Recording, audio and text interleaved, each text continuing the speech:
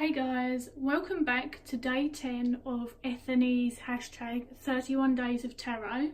If you want to see the original video with the prompts, I always link Ethony's in the description bar.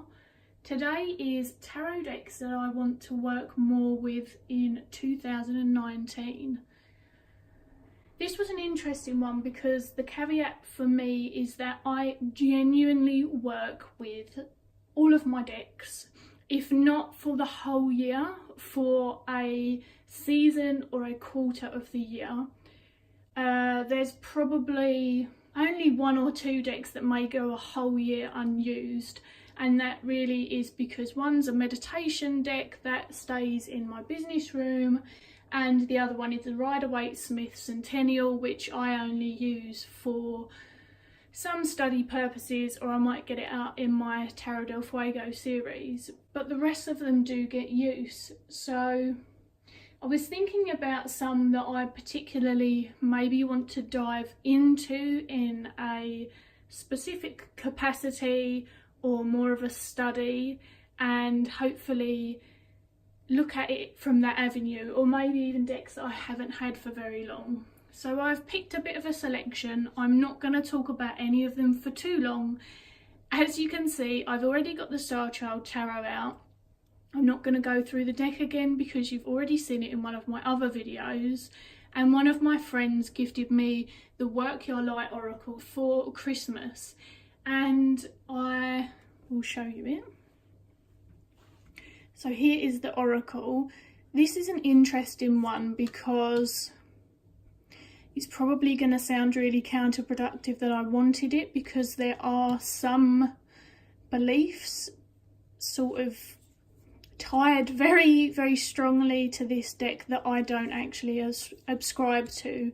However, I feel like the keywords and phrases, and especially the gorgeous imagery, which is sometimes quite sort of evocative in a dreamlike way anyway for me. The cat is deciding to knock my tripod, and hopefully this won't mean I have to have loads of choppy bits, but I do apologise in advance.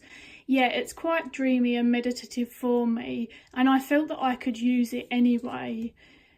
I really wanted something, and it sounds silly because I've already paired the Starchild with so many decks, but I just wanted something that was created by the same artist. I really, really, really love her artwork. Sometimes even images, it's kind of like remembering a dream, I feel. And so I would love to dive into both of these decks a lot more this year, because of course they're very new to me. On an additional note, once I have actually used the Work Your Light Oracle, I feel like then I will have formed an opinion of whether I can work with it like I think I will, despite the very distinctive differences in some of the belief systems between these creators and myself. I'm hoping that because I won't need the book to use the cards, it won't necessarily be an issue, but we shall see. So that again is one of the reasons why working with that deck in particular with the tarot will be really interesting. Next is the gorgeous Cat Gurus, and I've done a walkthrough review of this that's already on my channel. I just wanted to show you quickly and say that I am elated, if you didn't already know, to have this deck. I was so glad to stumble upon it. One of my dear friends on Instagram was the one who introduced me to it, and the only other person I know who had it at the time. And I love it. It's awesome. I have been pulling from it every day without fail, sometimes even for the cat, sometimes for my partner or a friend, and it's freaking awesome. I'm really looking forward to working with it more in the year and seeing where it fits in my tarot practice, other than on its own as a kind of a daily message. Next we have something considerably different. This is the Cartomancer poker deck, and I really need to do a walkthrough of this. I got it towards the last quarter of the year, however I haven't used it as much as I would like, purely because I got incredibly busy. So I did a Instagram walkthrough and discussion of it, but that was it. The keywords are freaking awesome. Now, a few points to help you kind of get an idea about this deck. You can see you've got the English keyword here and the French there. It's sort of an amalgamation of all of the creators' interests. So there is Jungian concepts in here, which of course I adore. I love the way that the suits were created around Carl Jung and many of those concepts.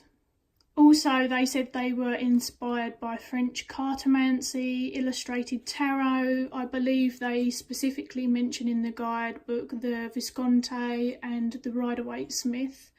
And so this is quite a unique deck from what I understand it for the keywords and the type of view that it has. And I found it really easy to work with. I love that we've got the anima and the animus in this deck. It's really, really quite gorgeous. And if you find the creator on Instagram, I think that's where I saw the videos. There are a few videos to show how this deck has been layered using various different bits of art that I guess the creator has collated over time. And also another really interesting addition is that all of the suits are made from fingerprints, which is really, really cool. And as I say, you get this cute little white book that gives you just enough information about the creation of the deck, the concept, and then the cards. And you can see here, so if we think about the Jungian edition, we've got the suit of diamonds, which is the earth element, representing sensation, and the period of life, which is childhood. So there's quite a few ways that you can link it in, and I feel like this deck works both ways for me. It's very easy for me to simply pick a card, as I have been doing, and I do find myself picking 3 cards and seeing how they work off of each other. But I really want to consider more of his concept for the deck. I feel like I'm really just at the cusp of exploring and understanding it, and it's definitely one that I want to jump into this year. And finally, last but not least, these 3 decks are a collective experience that I want to dive into this year. Last year I acquired the Druid Oracle. I purchased it the Druid Plant Oracle, sometime the middle of the year, I believe. And then I really enjoyed working with it. I worked with it alongside the Wildwood Tarot because it's still Will Worthington. It still has that nature, earthy based feel that I always go on about, and they work quite beautifully together. However, I was incredibly fortunate to win myself a copy from Edison, which, oh my gosh, I just, yes, was so excited, of the Druidcraft Tarot, which it wasn't on my radar in the beginning of last year, and then halfway through I just kind of fell in love with it and realised that the authors of the book, if their book was anything like the Druid Plant Oracle, that it would be amazing, and that there would be Druid lore and story and all of that included in the book, which I like to build a story and learn more about the decks that I'm using, especially because for me, where I live, many of the plants are native to here, and I feel like it's interesting and important that I learn a bit more about what's around me and things like that. But then I've got all of my Druid interests and things that I can spiral into with the tarot. And then because they knew that this was the one that I was missing from my collection, because as I say, I don't consider myself a collector as a whole. I don't want all the tarot decks. I do find myself regularly parting with a couple from time to time if I don't feel that I'm using them and things anymore. But I do have smaller, maybe collective interests such as cat decks, and then these very nature-based decks, especially by the same artist and creators, and obviously animal decks. So double whammy here, the gorgeous Druid Animal Oracle.